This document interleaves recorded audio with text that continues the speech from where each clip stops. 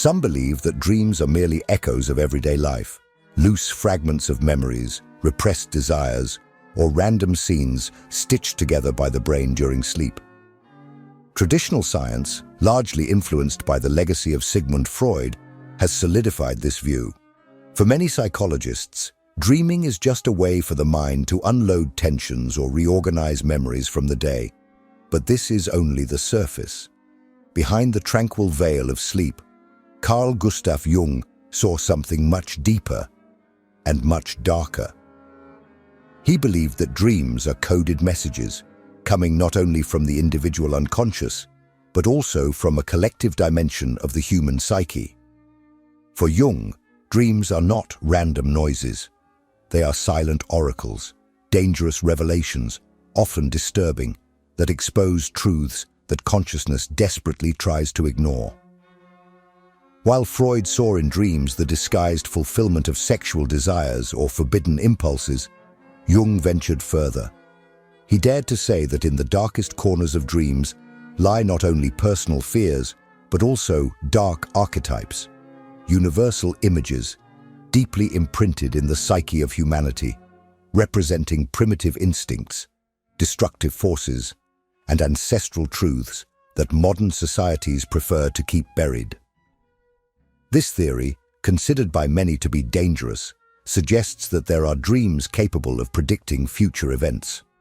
Not because we are mediums or possess supernatural gifts, but because, according to Jung, the unconscious can perceive signs, patterns, and information that completely escape the conscious mind. They would be fragments of a hidden reality, knowledge that could be devastating for those unprepared to bear it.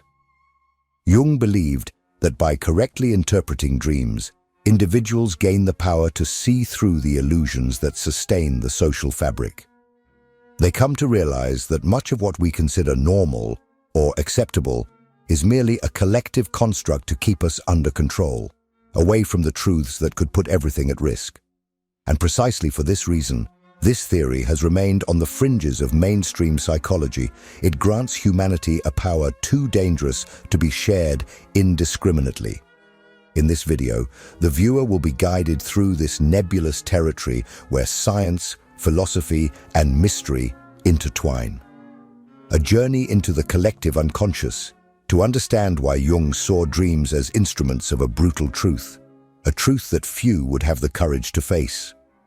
Because, according to him, dreams do not arise to entertain or comfort us, but to confront us, to force us to see what we fear the most.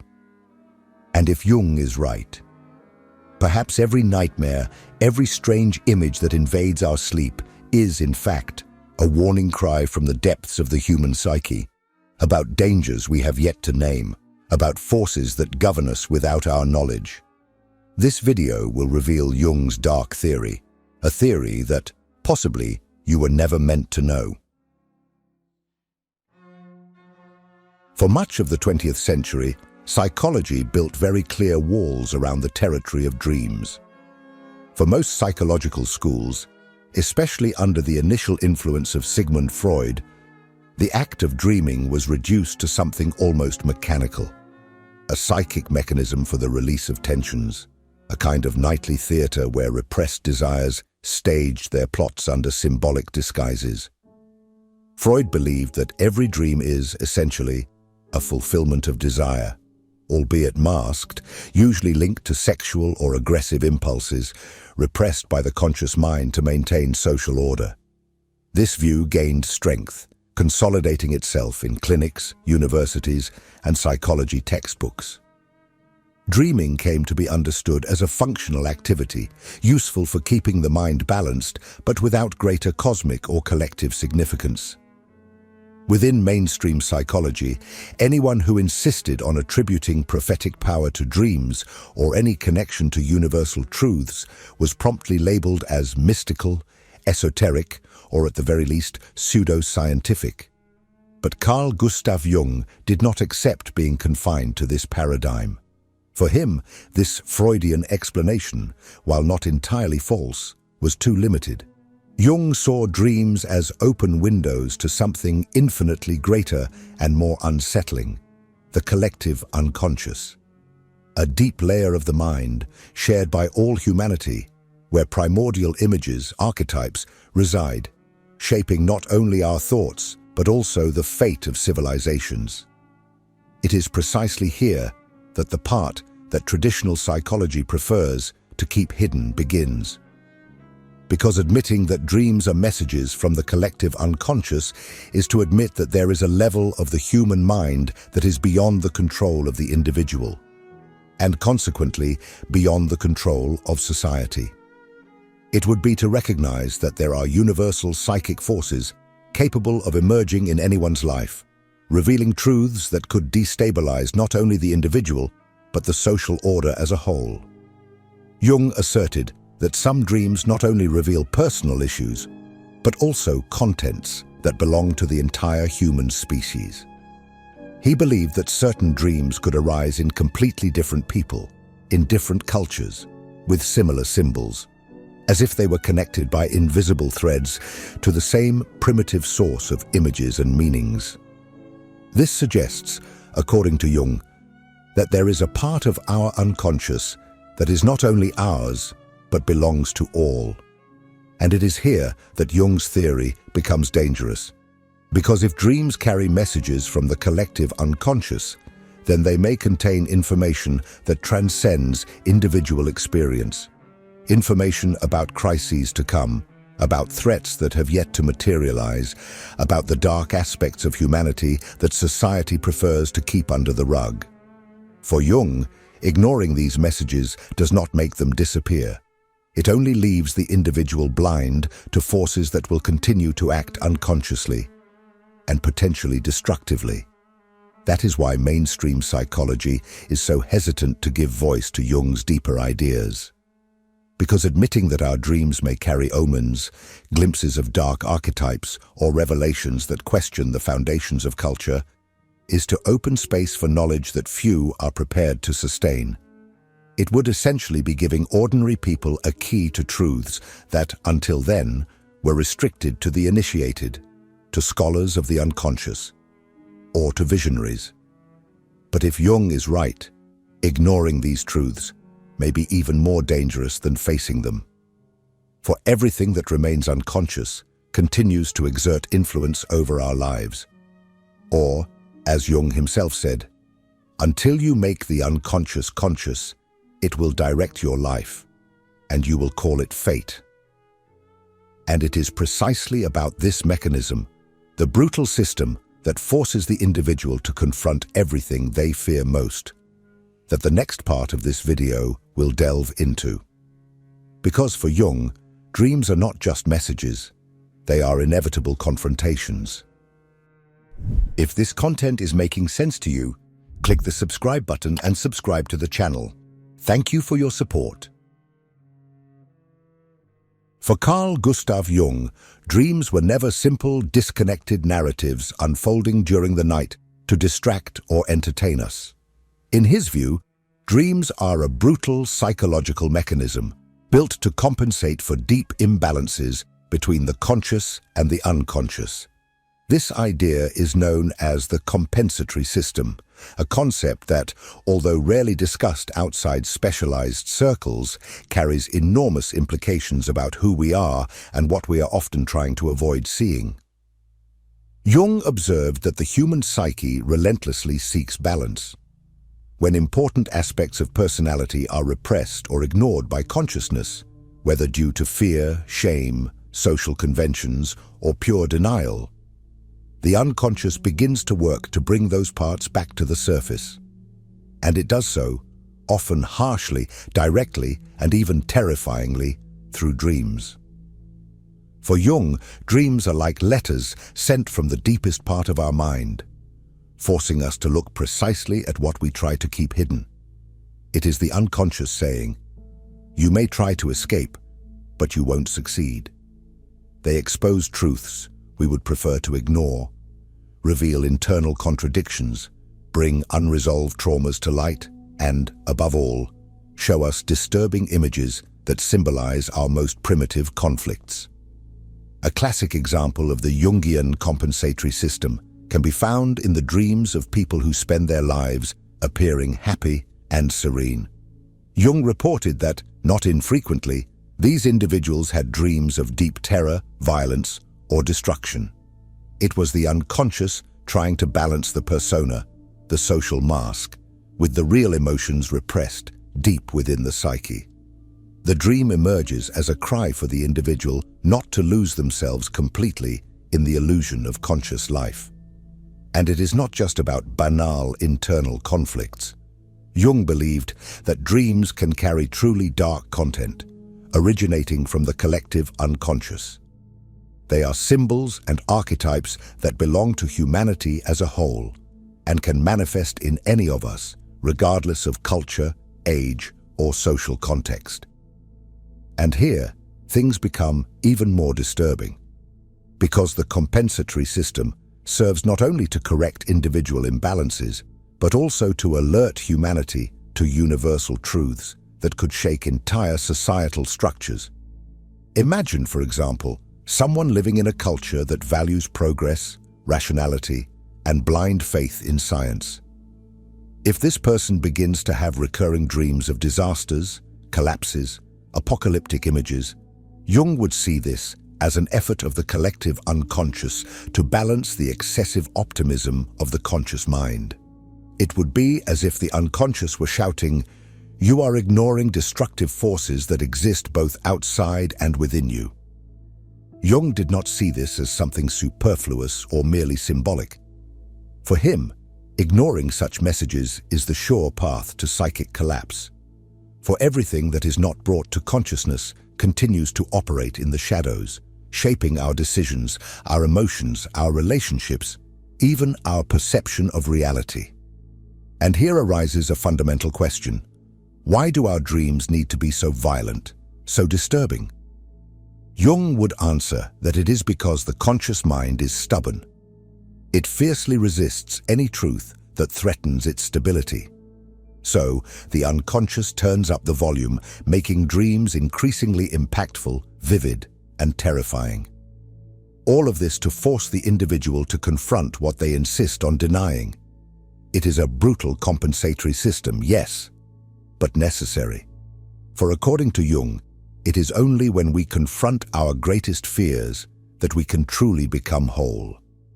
And if dreams are forcing us to see something, the next question is, what exactly is hidden in these dark images that repeat night after night? It is about these deep contents, the dark archetypes that govern not only our dreams, but humanity itself, that the next part of this video will delve into. At the core of Carl Gustav Jung's theory is a concept that, to this day, provokes discomfort and fascination in those who dare to explore it: archetypes. For many, this word sounds vague or esoteric. But for Jung, archetypes are universal psychic structures, primordial images that exist in the collective unconscious, that layer of the mind that does not belong solely to the individual, but to all of humanity. Jung realized that through dreams, these archetypal forces manifest, emerging from the depths of the psyche to reveal something that transcends our personal history. And while there are luminous archetypes, such as the hero, the wise one, the lover, there are also dark archetypes, whose appearances in dreams are so disturbing that many prefer not to speak of them. Among these dark archetypes is the shadow, perhaps the most well-known. It represents everything that the individual rejects in themselves: impulses, desires, emotions, memories that do not fit the image we construct to live in society. But there is much more beyond the shadow. Jung described other archetypes of equally dark nature: the wise old man, who transforms into a manipulative sorcerer; the great mother who, instead of nurturing, devours; the trickster, the deceiver who scrambles human certainties, causing chaos and confusion. When these figures appear in dreams, it is not by chance. They are encrypted messages. Jung believed that dark archetypes arise to reveal truths that consciousness refuses to see. They are primitive aspects of humanity, instincts of violence, uncontrolled sexuality, fear of death, destructive impulses that we carry within us despite all our civilization. Imagine someone who, in waking life, presents themselves as kind, altruistic, incapable of harming a fly. However, at night, this person repeatedly dreams of murder, violence, or betrayal. The dark archetype emerges to remind that, behind the socially acceptable persona, there are primitive forces clamoring for recognition. It does not mean that the person will commit crimes, but rather that they are ignoring fundamental aspects of their own human nature, and that can be dangerous. The presence of these dark archetypes in dreams reveals something frightening. The human psyche is not just light and virtue. There exists within us a dark territory, filled with ancient mythological figures that connect us to times when humanity still lived immersed in fear, violence, and superstition. And these contents remain alive, operating silently in the depths of our being.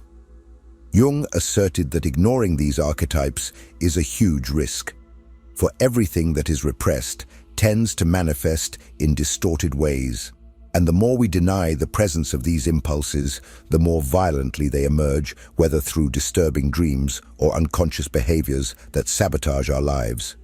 But Jung went further. He saw these dark archetypes as keys to individuation, the process by which the individual becomes who they truly are. Confronting the dark, wise old man, dialoguing with the devouring great mother, or facing the inner trickster is not only painful but absolutely necessary. Because only by integrating these aspects can a human being free themselves from the invisible chains that keep them fragmented, living a life that is not truly theirs. Understanding dark archetypes is also to comprehend that we are not alone in our anguish, that the images that haunt us at night are shared in different forms by people across all cultures and eras. It is a common language that connects all human beings in their deepest fears. And if these figures pursue us in dreams, the inevitable question arises: are these dark archetypes trying to alert us to something that is yet to happen? Could they in some way be prophetic? It is precisely this possibility that dreams can foresee the future, not through magic, but through a deep intelligence of the unconscious. That will lead us to the next part of this video. Since time immemorial, humanity has wondered whether dreams can, in some way, foresee the future. Ancient oracles, shamans, biblical prophets all claim to have received visions of events yet to come in their dreams. For modern psychology, these ideas are often treated as superstitions or insignificant coincidences. But for Carl Gustav Jung, the question was not so simple. Jung did not believe in supernatural powers or mystical gifts. His medical and scientific training kept him anchored in an empirical perspective. However, he could not ignore the impressive volume of reports, both from his patients and his own experiences, of dreams that seemed to anticipate future events. In his autobiography, Memories, Dreams, Reflections, Jung recounts striking episodes in which he dreamed of highly symbolic images that later materialized into objective facts. For Jung, the explanation did not lie in the realm of the paranormal, but in the way the unconscious operates. He argued that the unconscious has access to an infinitely greater amount of information than the conscious mind. While we are awake, our consciousness filters data, selects stimuli, and focuses on what seems relevant to our immediate routine. The unconscious, free from these barriers, observes patterns, connects seemingly disconnected fragments, and processes subtle signals from the environment that the conscious mind does not even register. Thus, Jung saw certain premonitory dreams as manifestations of this deep processing. They were not magical predictions, but an anticipatory perception of trends, of events in gestation. The unconscious picks up subtle changes, whether in the behavior of people around us or in social, political, or even physical conditions, and transforms these omens into symbolic images that appear in dreams. One example cited by Jung himself involves the onset of World War I. Months before the conflict, Jung had a series of dreams featuring rivers of blood crossing Europe, mass destruction, devastated landscapes. At the time, he thought they were personal images related to internal conflicts. But when the war broke out, he realized that those symbols were connected to something much larger, the collective unconscious, sensing the imminent collapse of the European order. For Jung, this is precisely what makes his studies so disturbing for traditional psychology. Admitting that dreams can anticipate events, even without involving magic or the supernatural, threatens the modern belief that everything that governs us can be known, predicted, and controlled solely by conscious reason. It means recognizing that there are psychic forces that perceive reality in a much broader way than our waking mind ever could.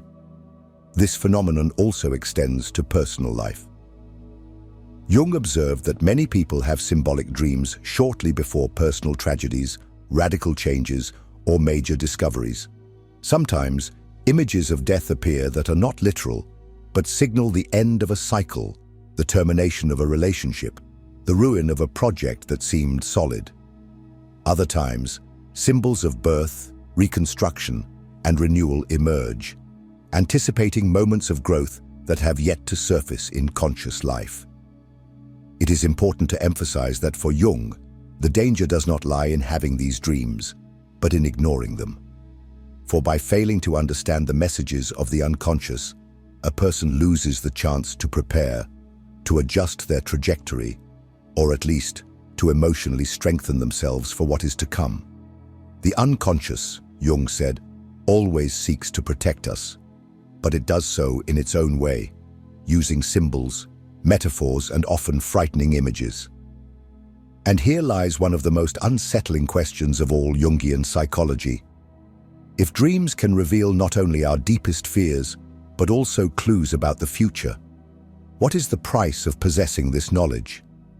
Is anyone truly ready to see the truth that lies behind dream images? It is precisely about the weight and the danger of this interpretive power that Jung warned so much, that we will delve into in the next part of this video. Because seeing the truth can be liberating, but it can also destroy everything you believed to be real. If what you're hearing resonates with you, you'll find real value in my ebooks. Beyond the Shadow breaks down Jung's core ideas, while Dialogues with the Unconscious gives you a 30-day path to apply them in your life. Both are linked in the pinned comment. If there is something that has always distinguished Carl Gustav Jung from other thinkers, it was his courage to face what many would prefer to leave buried. For Jung, seeking to understand dreams, especially those that arise from the depths of the collective unconscious, was not just an intellectual act, but a radical act of courage. Because there is a high price to pay for the knowledge they reveal. Most people live protected by layers of certainties, beliefs about who they are, about the world, about good and evil. These beliefs, even if sometimes fragile or illusory, function as a fabric that sustains the psyche. They maintain order, provide meaning to existence, and prevent the chaos of the unconscious from settling into conscious life. Jung knew this. He understood that tearing down these walls could liberate, but it could also destroy. When someone begins to deeply interpret their dreams, especially in light of Jungian theory, they are not just deciphering symbols. They are, in fact, piercing the veil of social, familial, and cultural conventions that shape our identity. They are accessing truths that may not only be personal, but universal, and often dark. Imagine discovering in dream symbols that your religious convictions are nothing but psychic projections, or that the love you feel is, in part, a game of shadows shaped by traumas or archetypes. Imagine realizing that much of what you value in society success, status, security, is nothing but fragile constructions sustained by collective myths. These revelations can have the power to liberate an individual or to completely devastate them. Jung said that there is a reason why many people never want to look deeply into their own dreams. For dreams, in their compensatory and revealing function, force the individual to confront internal contradictions that can be unbearable. They show the parts of us that we do not want to admit: envy, cruelty, desire for destruction, repressed sexual impulses, primordial fears. And even more dangerously, they can present us with truths about reality that society prefers to keep in the dark. That is why Jung referred to dream interpretation as something almost sacred and also dangerous. It is no coincidence that historically, deep knowledge of the unconscious has always been reserved for a few: shamans, oracles, mystics, philosophers. These were, in many cultures, marginalized or revered figures, but always treated with caution. For those who know the dark forces that govern the human soul also bear the burden of dealing with those forces, both within and outside themselves. There is also the issue of isolation. People who begin to see beyond illusions often find themselves alone. Jung reported several times that individuals who dive deep into the symbolic interpretation of dreams end up feeling alienated from the world around them. They can no longer participate in superficial conversations. They do not fit into social norms with the same naturalness. Knowledge separates them, and loneliness can be a bitter price. But Jung also believed that this was the only path to individuation. The process by which the individual becomes truly themselves, free from the unconscious ties that make them merely repeat collective patterns. For him, living in ignorance of one's own shadows is to exist as a puppet, bound by the invisible chains of fate. Knowing the truth, no matter how painful it may be, is the first step toward achieving inner freedom. However, he warned, not everyone is ready. Not everyone has the psychic structure to bear the weight of what dreams can reveal. Because sometimes, looking into the abyss means discovering that it also looks back at you. And it is precisely in this tension between liberation and destruction that the question lies: is it worth seeking the truth in our dreams? Or would it be safer to continue living in the comfortable darkness of ignorance? In the next part of this video, we will tie all these reflections together and bring the question into real life. How can we use this knowledge from Jung to help those who suffer, who are lost in their dark dreams? And most importantly, how can we transform this dangerous power into something that helps us grow and not succumb? In the end, one undeniable truth remains. Carl Gustav Jung did not study dreams merely out of intellectual curiosity. For him, diving into the dream content was a direct path to the soul, a way to discover who we truly are beyond the masks we wear to survive in society. Jung did not see dreams as nighttime entertainment, but as letters sent from the unconscious, desperately trying to communicate something vital. Something that could often save a life or destroy it. If there is anything we can take from all this, it is that our dreams have a purpose. They exist to confront us, to challenge us, to force us to see what we do not want to see, whether about ourselves or about the human condition as a whole. And for Jung, only those willing to endure this pain, the pain of seeing the truth, could achieve genuine freedom. But this journey is not simple, because interpreting dreams means entering a territory where nothing is merely what it seems, where a simple object can carry centuries of symbolism, where a monstrous figure can, in fact, be an ally, where the premonition of disaster can be a call to change, where every image, every detail carries a part of the collective history of humanity. And perhaps that is what makes Jung's theory so powerful and so dangerous. because it forces us to recognize that we are not just isolated individuals, but fragments of a much larger collective psyche, inhabited by forces that go far beyond our small conscious self. It compels us to admit that there are things within us and in the world that we do not want to see. But if they are not seen, they end up dominating us. Jung reminds us that living while ignoring the unconscious does not make us free. It only makes us hostages to something that acts in the shadows, because, as he said, what you do not bring to consciousness becomes your destiny. And perhaps there is nothing more disturbing, and at the same time liberating, than this realization. So, if you have strange, recurring, disturbing dreams, perhaps they are trying to tell you something. Perhaps they are fragments of deep knowledge buried in the collective unconscious, knocking at your door.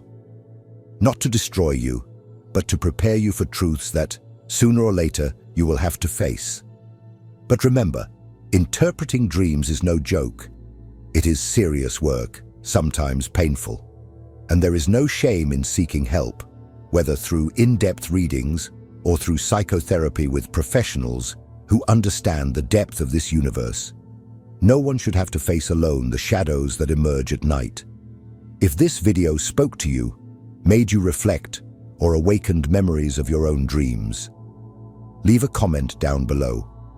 Share your experiences or even your questions. This channel exists to create space for courageous conversations, because you are not alone on this journey. And above all, do not stop here. Keep watching the next video.